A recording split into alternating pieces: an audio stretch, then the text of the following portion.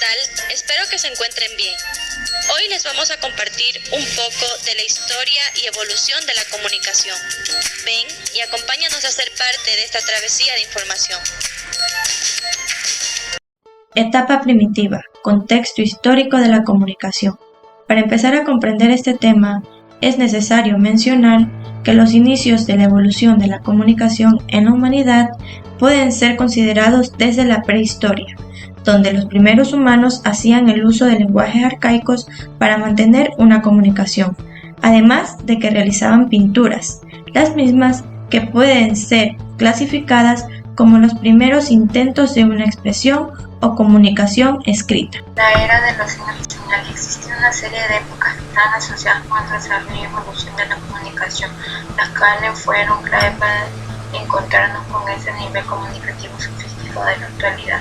La primera etapa fue la era de los signos y señales, que comenzó con el desarrollo de los primeros homínidos, quienes se comunicaban de forma similar a los animales más complejos de la actualidad, mediante ruidos y movimientos corporales que constituían signos y señales, mutuamente comprendidos. Probablemente emitían sonidos, chillidos, señales con las manos, movimientos y posturas, las cuales físicamente eran capaces de producir a lo largo de mucho tiempo. De estas capacidades dieron lugar a formas de comunicación más eficaces y relativamente más complejas. Sin embargo, no evolucionaron a un sistema de lenguaje hablado. Era de la escritura. Los primeros sistemas de escritura surgen inicialmente como pictogramas, dibujos simplificados que representan una cabeza de buey, un cuenco, etc. Combinando varios de ellos se podía incluso representar una idea. Es así como nace el término ideograma. El alfabeto y sus fases. Fase oral, el primer modo de comunicación que permitió nombrar las cosas. Fase mnemónica, esta fase nace precisamente con el objeto de conservar el recuerdo. Fase pictórica. La característica principal de esta fase es que los signos pretenden ser una copia de la vida real. Recrean las situaciones, los animales y las personas. Fase ideográfica. Tiene el nombre ideográfica precisamente porque grafican ideas. Los signos más conocidos de esta son los jeroglíficos egipcios. Fase alfabética.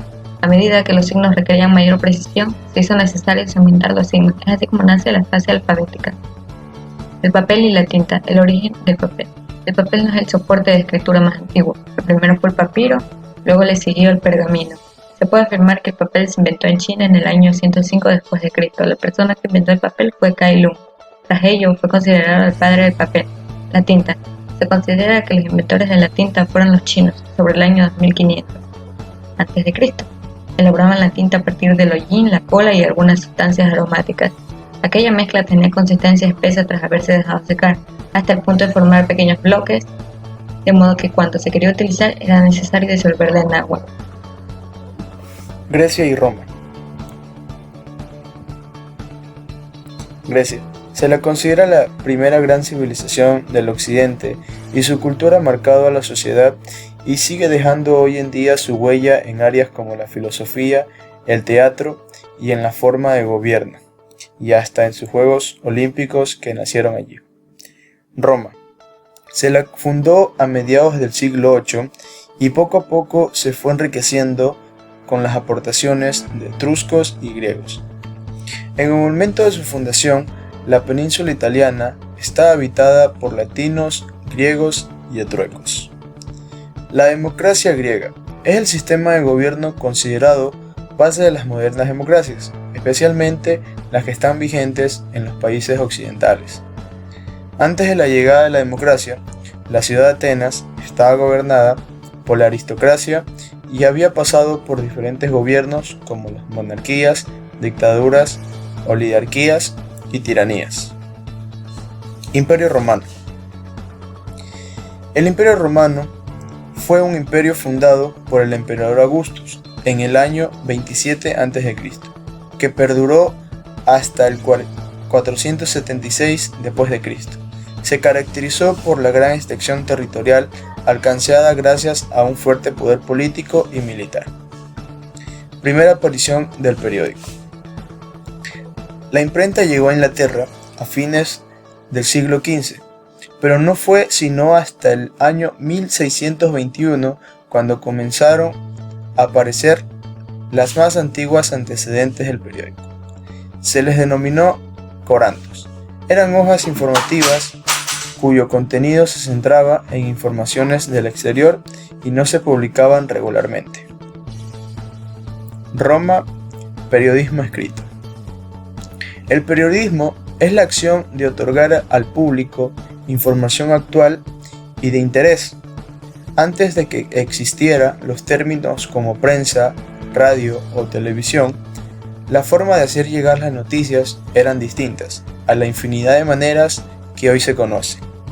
Libertad de expresión. En épocas del Imperio Romano, esto no era posible, ya que todo lo que hoy conocemos como periodista antiguo salió de las estancias del emperador y sus allegados. La comunicación en el Imperio Romano. En la Edad Antigua, el Imperio Romano era inmenso. Ocupaba toda Europa, el norte de África y el occidente próximo. Roma no podía comunicarse con las distintas provincias del imperio a causa de los accidentes geográficos, como ríos, montañas y mares, y por lo grande que era su imperio. Roma desarrolló una potente flota naval para comunicarse con las ciudades del imperio. Eran flotas a remo que transportaban soldados, mercancías de un lugar a otro. A continuación, mi compañero.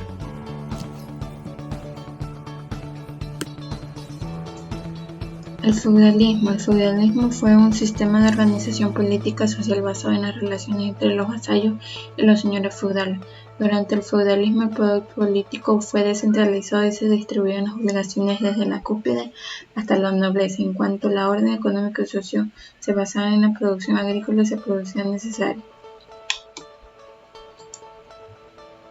El humanismo en el sentido amplio significaba valorar al ser humano y la condición humana. En este sentido está relacionado con la generosidad, la compasión y la preocupación por la valoración de los atributos de las relaciones humanas.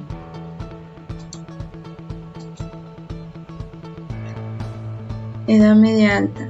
La Edad Media Alta es el periodo de la Edad Media Europea, que va desde la disolución del Imperio Carolingio en el 843 hasta el inicio de las cruzadas en el 1100. Al concretarse, se inició en Europa la disgregación del poder real que había dominado gran parte del territorio durante la vigencia del Imperio Carolingio.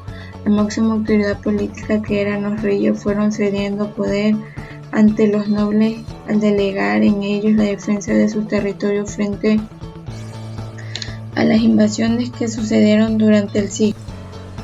Formas de comunicación. La comunicación es la herramienta de socialización que ha ido evolucionando a través del tiempo. Por ello, en la Edad Media Baja conoceremos tres formas de comunicación. La oral. La importancia del oral y lo icónico va a continuar vigente porque un gran número de población es analfabeta, porque la escritura y la lectura era privilegio del señor feudal. El principal medio de comunicación oral era desarrollada por los músicos, quienes componían canciones con los sucesos y noticias más relevantes. A estos músicos se los llamaba juglares, quienes iban cantando por los pueblos. El manuscrito. La producción de manuscritos iluminados durante la Edad Media puede ser considerada como uno de los exponentes más significativos de la recreación artística de la época. Los manuscritos iluminados son libros escritos a mano que han sido decorados con oro, plata o colores brillantes.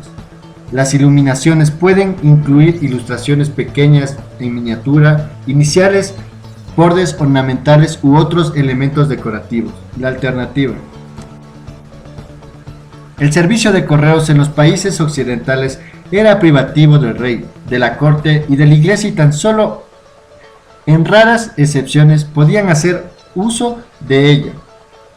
Sobre todo si eran adinerados, se servían de envíos especiales, preferentemente de comerciantes en tránsito. Por lo que se refiere a las grandes organizaciones comerciales como la Hansa o la Liga Hanseática.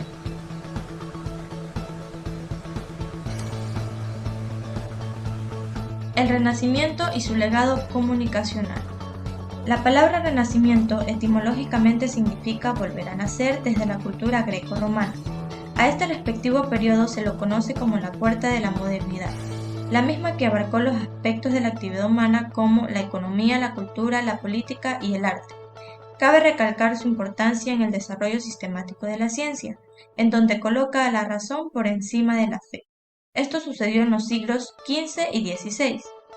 Esta época provocó el surgir de una nueva clase calificada como burguesía, la misma que fue formada por los burgos de la época medieval, quienes además contribuyeron al desarrollo del comercio y consigo aparecen las primeras empresas bancarias y comerciales. Este análisis sin duda nos llevaría a un recorrido de cómo se dieron los avances de la evolución científica, las mismas que dieron paso a la modernidad. El Nuevo Mundo. Así es como se empieza el Nuevo Mundo, una extensión en donde se destaca el desarrollo sistemático de la ciencia, ahora en tierras americanas. Debido a este impulso surgieron universidades regentadas por la Iglesia. Debido al encuentro cultural entre América y Europa, surgió una nueva cultura, la misma que se desarrolló con la cruz y el Evangelio. El humanismo y su desarrollo comunicacional. La imprenta. El inventor de la imprenta es el alemán Johannes Gutenberg. A pesar de que siempre se habla de él como el inventor de la imprenta, hace varios años atrás ya existían libros impresos gracias a sistemas de escritura. Aquellos sistemas eran limitados o no funcionaban bien. El mérito indiscutible de Gutenberg fue inventar una imprenta que fuera funcional y que permitiera imprimir grandes cantidades de libros de manera rápida y eficiente. Aparecimiento del primer periódico. Se puede considerar que el primer periódico o la primera publicación periodística impresa tuvo lugar en Viena en el año 1529. Más tarde, en el año 1580, se publicó el primer periódico o diario tal y como lo entendemos en la actualidad. A continuación, una breve reflexión sobre la historia o la lectura del tiempo de Charles Roger. Como es bien sabido, el escritor con sus obras evidentemente ha inspirado emociones y reflexiones en los lectores. Permite recordar que los trabajos de todos los historiadores no se repiten, sino que más bien aportan conocimientos y ayuda a la comprensión crítica de las mismas.